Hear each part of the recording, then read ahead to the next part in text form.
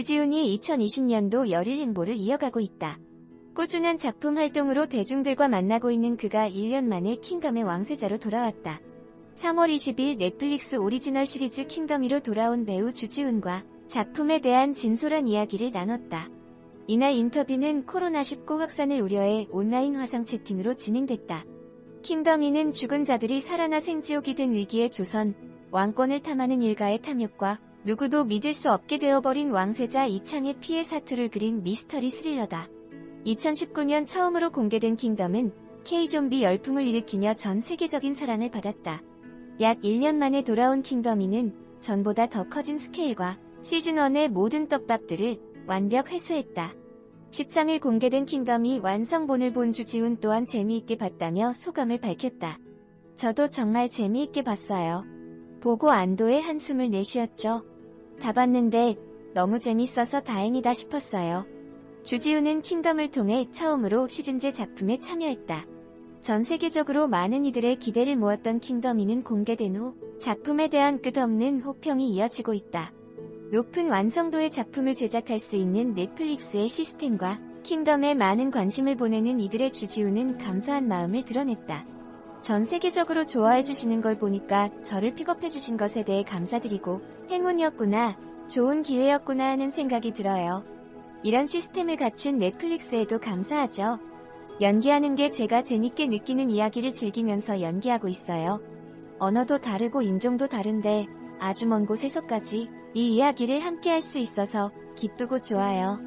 킹덤이는 앞서 시즌1에서 던진 떡밥을 빠짐없이 회수했지만 보는 이들의 안타까움을 자아내는 여러 인물들의 희생이 따랐다. 특히 극중 이창의 아버지이자 조악주의 권력 욕에 희생된 왕과 든든한 버팀목이었던 안현대감의 죽음은 충격적인 전개였다.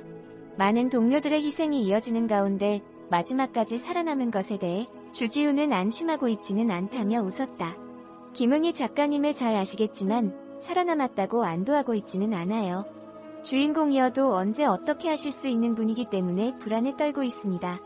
김상호 선배의 죽음이 안타까웠어요.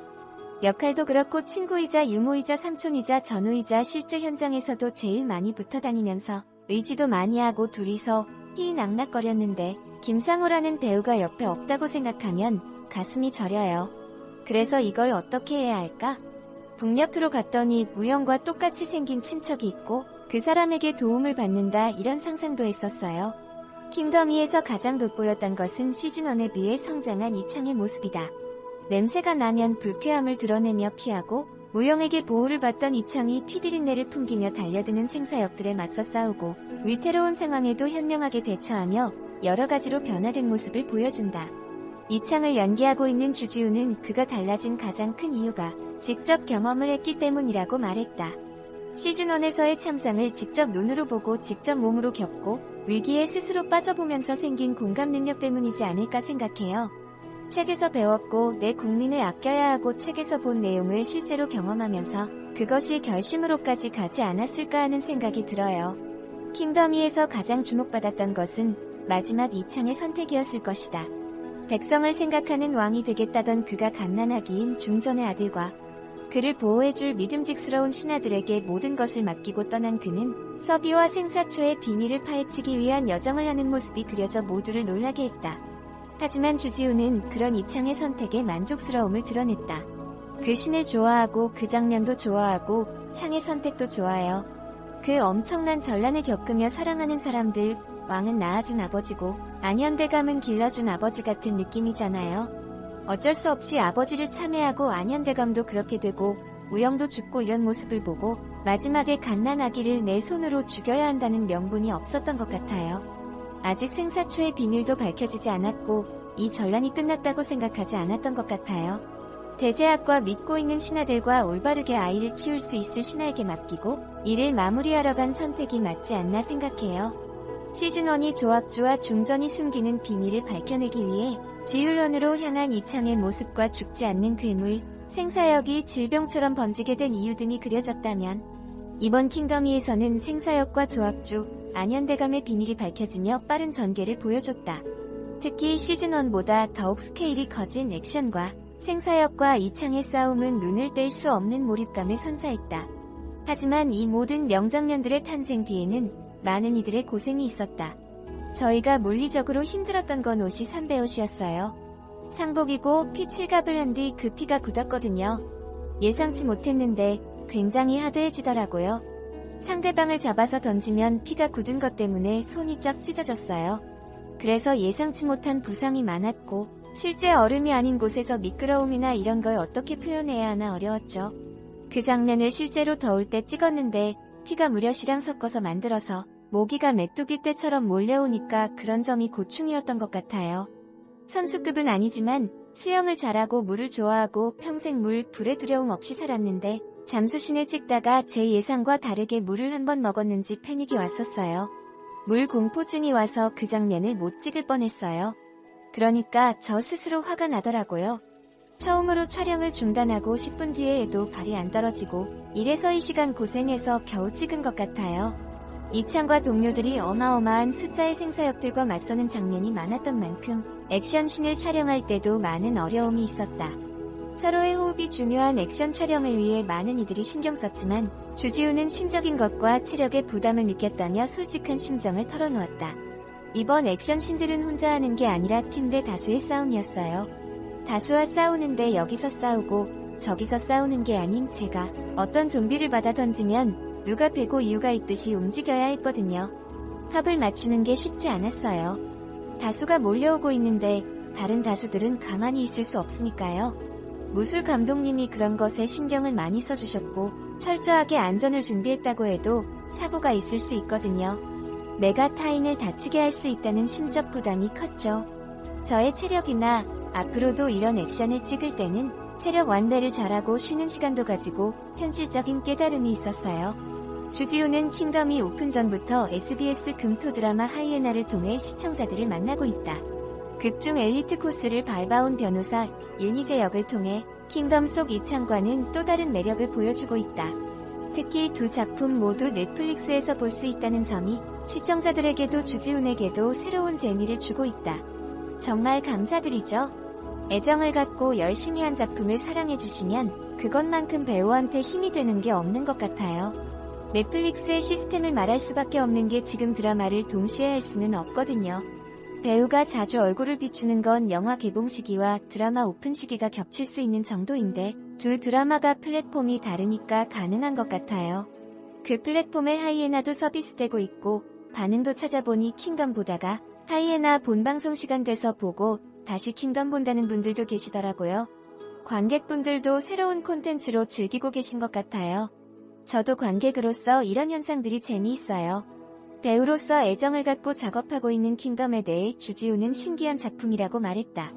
또 그에게 특별한 킹덤을 함께 만들고 있는 동료 배우들, 스태프들에 대해 주지훈은 동료 그 이상이라며 진심을 전했다. 킹덤은 저에게 신기한 작품이에요. 저는 그럴 의도나 목적이 없었는데 그때는 넷플릭스 시스템에 대한 이해도 없었거든요.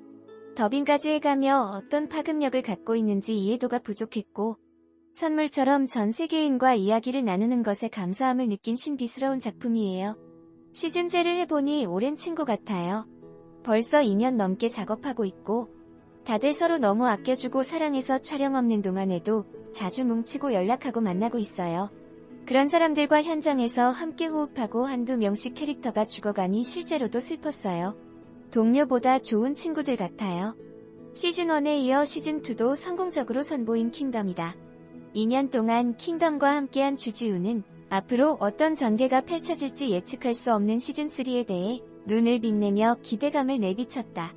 든든한 이들과 함께 만들어갈 앞으로의 킹덤에 대해 그는 이창의 액션이 좀 더 많아졌으면 좋겠다며 배우로서의 욕심을 드러냈다. 다행히 극을 저 혼자 만드는 게 아니니까요. 좋은 감독님과 스태프들과 서포트를 받고 이더 부담은 느끼지 않아요.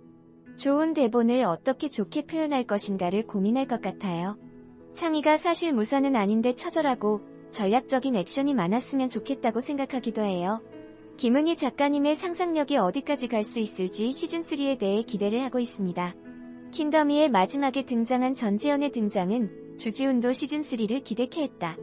그는 전지현의 카메오 출연 소식을 듣고 대단한 분인데 카메오를? 라며 반겼다는 비하인드도 언급했다. 또 전지현의 등장으로 많은 이들의 기대를 모으고 있는 시즌3에 대해 기대되는 부분과 개인적인 생각도 밝혔다. 마지막에 전지현 배우 나오기 전에 나온 좀비 발에 방울이 달려 있었잖아요. 근데 우리가 상상할 수 있는 게 예전 마인드로 얘기하자면 반려동물처럼 컨트롤하고 기른다는 의미를 느꼈어요. 생사역들을 아신이라는 캐릭터가 컨트롤할 수 있나? 활용할 수 있는 건가?